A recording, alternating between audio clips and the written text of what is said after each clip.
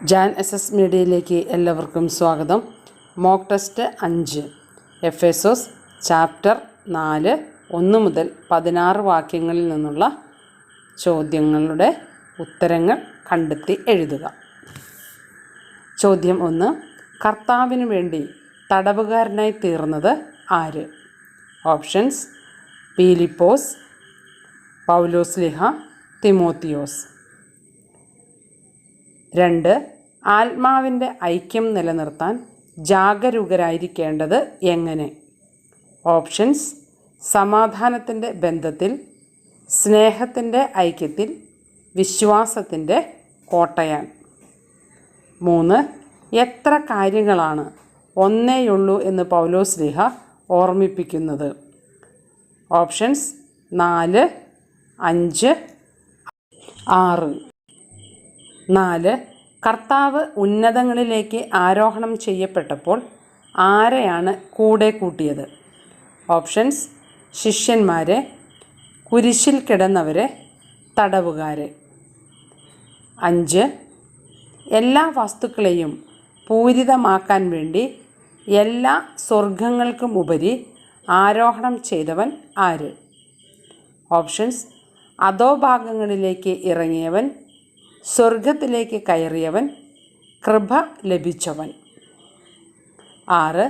കർത്താവ് ചിലർക്ക് അപ്പസ്തോലന്മാരും പ്രവാചകന്മാരും സുവിശേഷ പ്രഘോഷകന്മാരും ഇടയന്മാരും പ്രബോധകന്മാരും മറ്റുമാകാൻ വരം നൽകിയത് എന്തിന് എന്നതിൽ പെടാത്തത് ഏത്?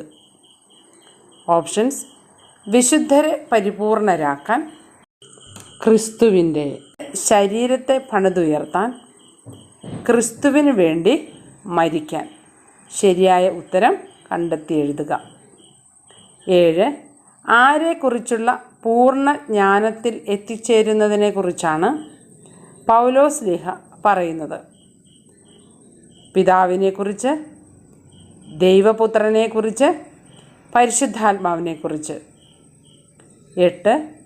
ഡാഷ് കാറ്റിൽ ആടിയുലയുകയും തൂത്തെറിയപ്പെടുകയും ചെയ്യുന്ന ശിശുക്കളാകരുത്. തെറ്റിൻ്റെ വഞ്ചനയിൽ, വക്രതയാർന്ന ഉപദേശങ്ങളുടെ, പ്രബോധനങ്ങളുടെ. 9.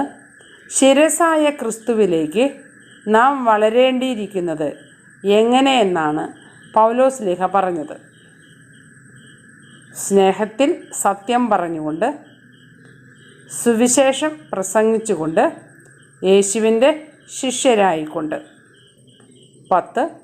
അവൻ വഴി ശരീരം മുഴുവൻ ഓരോ സന്ധിബന്ധവും അതതിൻ്റെ ജോലി നിർവഹിക്കത്തക്ക വിധം സമുന്നയിക്കപ്പെട്ട് വളരുകയും ഡാഷിൽ രൂപപ്പെടുകയും ചെയ്യുന്നു. സന്തോഷത്തിൽ, സ്നേഹത്തിൽ, ദുഃഖത്തിൽ.